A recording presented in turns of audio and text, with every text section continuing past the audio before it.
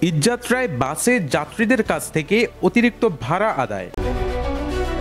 কাউন্টারে মূল্য তালিকা প্রদর্শন না করায় চট্টগ্রাম উত্তরবঙ্গে যাতায়াতকারী কয়েকটি বাস কাউন্টারকে ৩৫,০০০ টাকা করে জরিমানা করেছে চট্টগ্রাম ভোক্তা অধিকার অধিদপ্তর।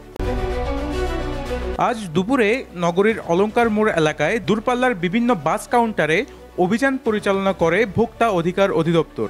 কয়েকজন যাত্রী এ সময় অভিযোগ করে বলেন, প্রতি বছর ঈদের সময় তারা নির্দিষ্ট ভাড়ার চাইতে ২০০-৩০০ টাকা বাড়তি ভাড়া দিয়েই গন্তব্যে যান, কিন্তু এবছর ঈদের এক সপ্তাহ আগে থেকেই দ্বিগুণ ভাড়া চাইছেন বাস কাউন্টারের লোকজন। এ সময় ভোক্তা অধিকার অধিদপ্তরের উপপরিচালক ফয়জুল্লাহ বলেন, তারা কয়েকজন যাত্রীর কাছ থেকে অভিযোগ পেয়েছেন এই ঈদ যাত্রায় তাদের কাছ থেকে দ্বিগুণ ভাড়া আদায় করা হচ্ছে।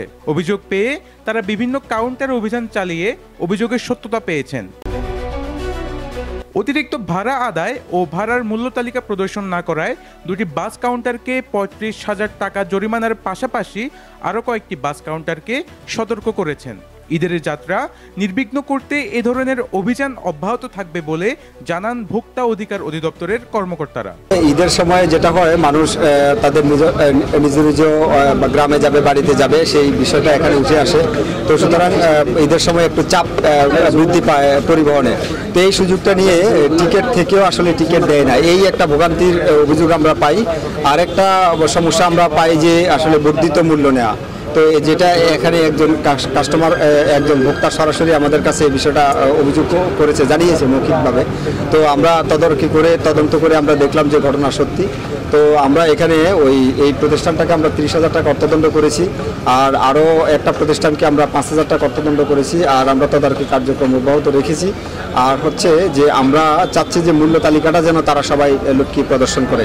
এখানে সমিতির একটা ভালো কাজ করেছে। সমিতি তাদেরকে মূল্যের যে একটা তালিকা, সেই তালিকা প্রত্যেকটা দোকানে দোকানে দিয়েছে, এবং সেটা আমাদের সাথে সমিতির আলাপ আলোচনার প্রেক্ষিতে আমাদের বৈঠক হয়েছে, সেটার প্রেক্ষিতেই তারা এটা দিয়েছে। গতবারও দিয়েছে, এর আগের বারও দিয়েছিল। কিন্তু দুঃখজনক বিষয় হচ্ছে, ম্যানিপুলেশন করার জন্য হোক, কারচুপি করার জন্য হোক, তারা এই মূল্য তালিকা সরাসরি সাঁটাচ্ছে না। মূল্য তালিকাটা তারা টেবিলের নিচে, ডেস্কের নিচে রেখে দিচ্ছে।